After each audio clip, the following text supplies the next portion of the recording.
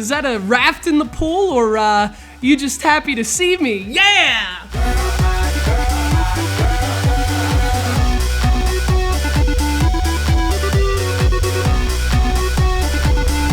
Alright, excuse me, guy. I'm trying to get through to the ladies. You know, excuse me.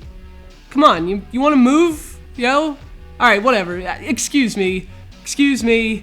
Excuse me! Oh, come on, guys. They're gonna get out of the pool. They're gonna dry off.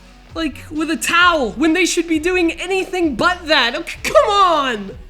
Whatever, this is Test Drive Unlimited 2, and the last thing I want to do at this party is drive around in another boring racing game that fails to deliver on what inexplicable hype it had in the first place.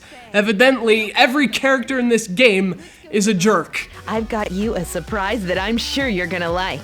Released earlier this year by Atari, Test Drive Unlimited 2 is another street racing game.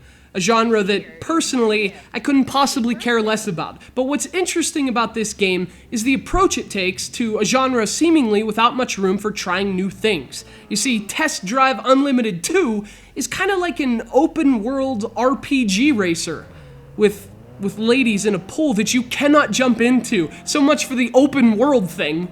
You play as a lowly valet who gets fired for dozing off on the job. Another classic example of video game logic. This sets off a chain of events that gets you entered in a racing competition. I mean, obviously, who hasn't that happened to?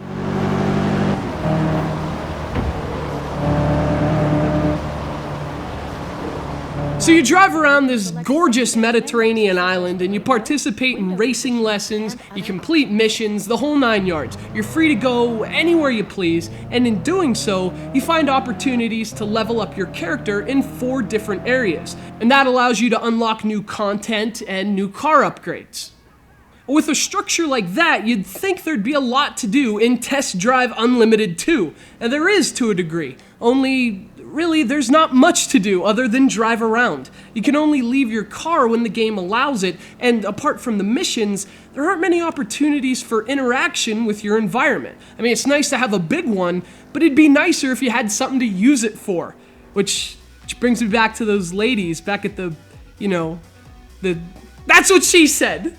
The story isn't much better with the racing mechanics either. They aren't bad or anything, it's just, they're not great either. The cars aren't very satisfying to drive, especially for a game that's trying to be a bit arcadey, and they're also a bit clunky for a game with that kind of a focus.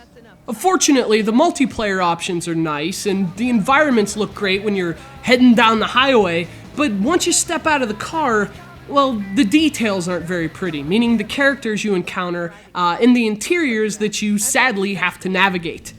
Hey, if it isn't Solar Crown's new hotshot driver, well, the first thing a driver needs is a car. And since it looks like money might be an issue, let's go visit a friend of mine. I really like the idea of infusing a racing game with some old-fashioned walk-around and level-up design, but in this case, it kind of works against what the rest of the game's trying to achieve.